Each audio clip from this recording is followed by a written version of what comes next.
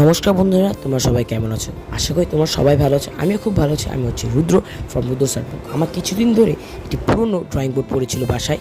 ভাবছি আমি এটার উপর একটা ড্রয়িং করব, তো সময় পাচ্ছিলাম না, তাই আজকে এটা ড্রয়িং করে নিলাম এটার উপরে।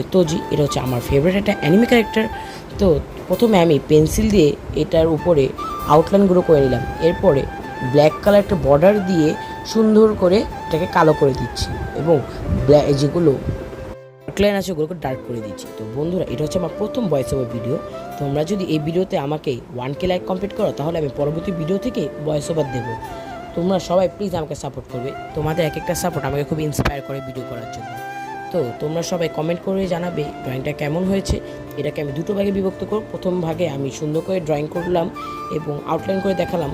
এরপরে সেকেন্ড পার্টে আমি এটার কালার করে দেখাবো।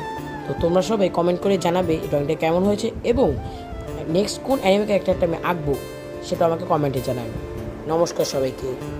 এবার তোমরা সবাই ড্রয়িংটাকে এনজয় করো।